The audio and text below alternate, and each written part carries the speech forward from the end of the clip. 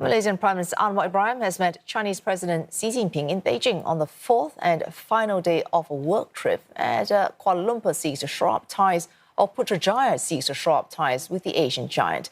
This visit marking Mr Anwar's third to China as Prime Minister. Local media reporting that Mr Anwar is expected to extend an invitation to Mr Xi to attend the ASEAN Summit and the ASEAN Gulf Cooperation Council plus China Summit next year. By linking ASEAN, China and the GCC, we can build a bridge between East Asia, Southeast Asia and the Middle East, enabling deeper economic, cultural and strategic ties among our regions, which will contribute to creating a shared vision for cooperation.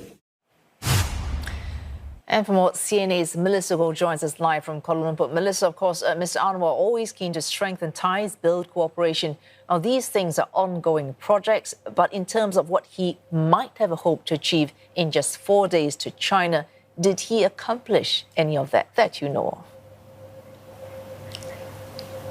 Well, this was Prime Minister Anwar's third trip to China since he took office about 2 years ago, but it's his second time to Beijing, where he officially called on President Xi at the Great Hall. Now, the meeting wrapped up his busy 4-day trip to China, which started with him speaking at the opening of China International Import Expo in Shanghai, where he held talks with his Chinese counterpart, Li Qiang. Now, Mr Anwar also had a series of discussions with the business community, including the head of Bank of China, as well as Sinochem and industry captains from green tech, from semiconductor, from EV sectors and so on. Now, he also met the chairman of Huawei and delivered a public lecture at Peking University earlier today. And now, when asked at the exit news conference a while ago whether he's satisfied with his visit, without a doubt, he said as ASEAN chair next year, he personally invited President Xi to attend the first ASEAN GCC plus China summit in May,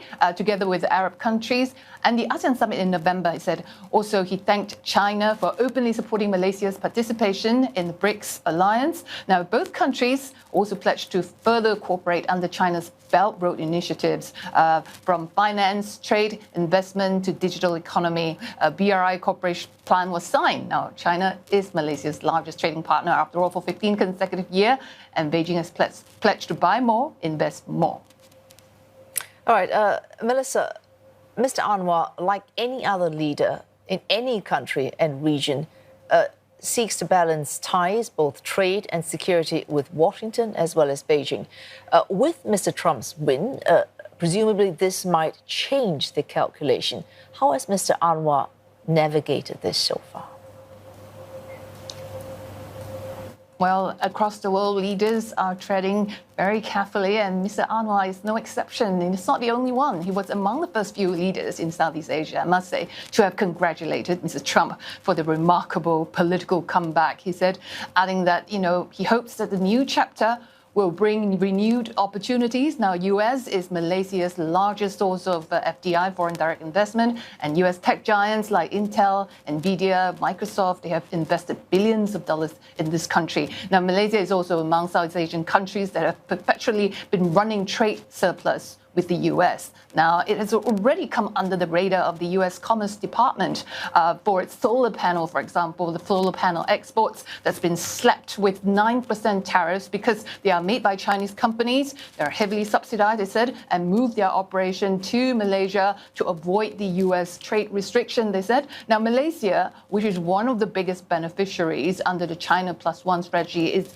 bracing for more tariffs, more punitive measures from US, especially if the rivalry between US and China were to escalate into a full-blown trade war. Now, the whole world, not just the region, will suffer. Now, Malaysia, which is taking over the ASEAN chairmanship next year, has a big role to play, Mr Anwar said. Now, speaking at the public lecture at Peking University, he reiterates that Southeast Asia doesn't want to be caught in this crossfire as these two giants fight.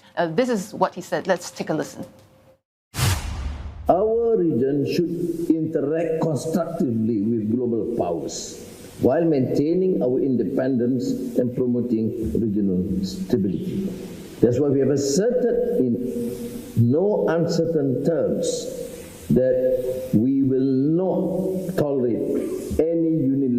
position that dictate other nations. And this is precisely, again, the reason why we will continue to engage with China as our friend. Of course, that is Prime Minister Anwar Ibrahim speaking in Beijing. The perennial task of balancing ties between the US and China made possibly more difficult by the election win of Mr. Trump. Melissa Goh reporting there live from Kuala Lumpur.